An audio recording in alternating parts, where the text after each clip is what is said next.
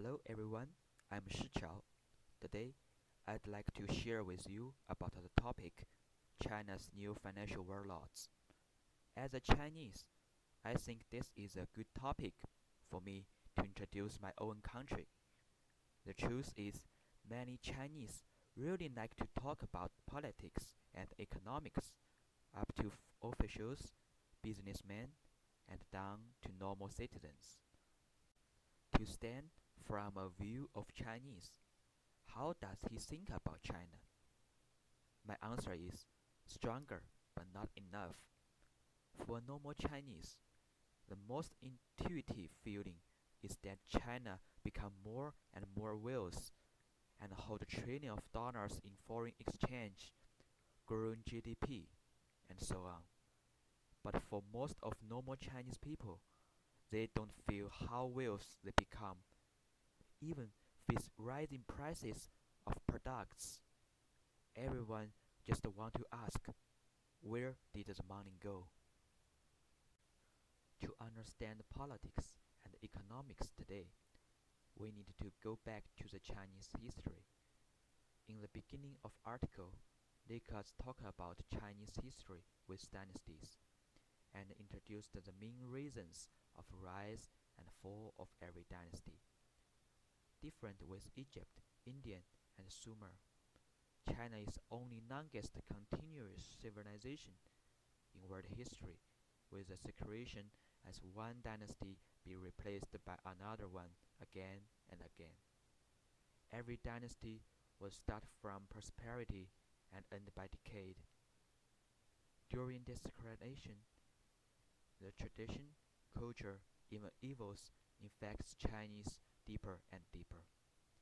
The first empire of China that we called Qin Shi Huang would be the most important infector of Chinese social system. He united China, united measurement structures, and enacted the imperial system. Even this system never has big changes in every dynasty till establish of new China. In my opinion, because this old social system, the evils of Chinese like selfish, faceless, and the utilitarian still affect them today.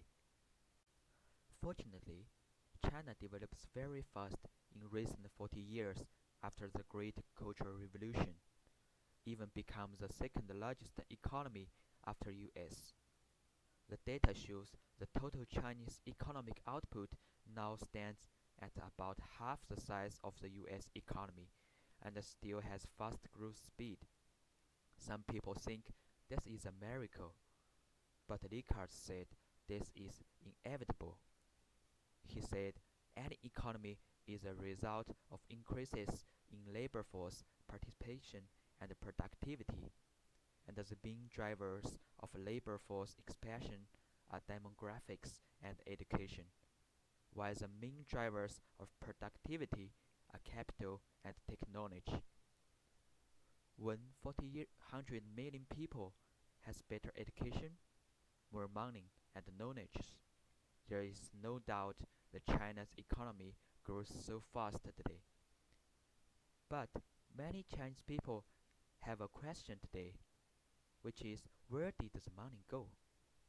Because average income and consumption are still under international standards.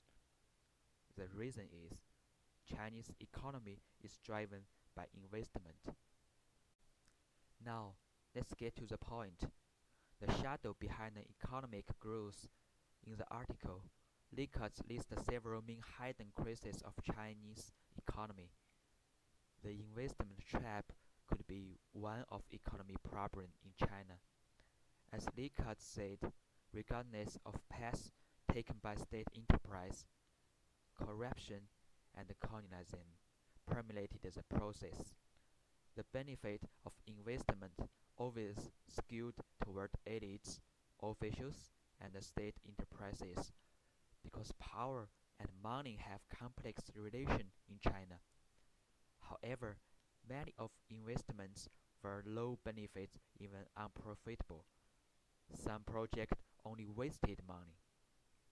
In fact, because of despot behavior of Chinese people, government and state enterprise have enough money for investments through the trust products and wealth management products be issued by Chinese banks. As this Ponzi scheme continues, the bubble economy will become more and more serious. Even banks cannot repay for it.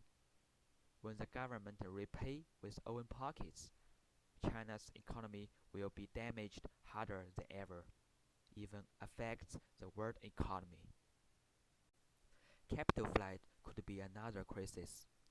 Some wealth and elites in China would like to use any way to achieve capital flight, and there are also many ways to get money laundering.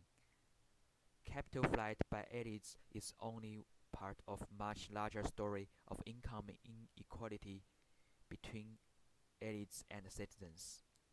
In China, the gap between rich and poor is huge. For these cases, Likert said the money investment in China is a deadweight loss to the economy, so there will be non-consumption payoff down the road. China is destroying wealth with this model. As a Chinese, I admit all of this happened around me. China's economy is unnerving, even irreparable, if blind investments, bubble economy, and the gap of wealth cannot be stopped.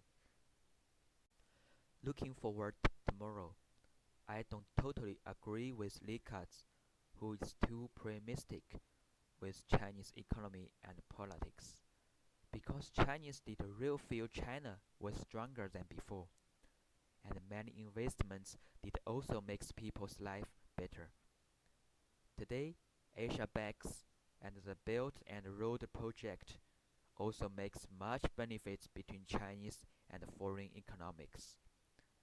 But this economic crisis that Li Katz remind is real, and it must be the great threat to China's economy even across the world. China is too big and too complex, and there are too many unpredictable changes in the future.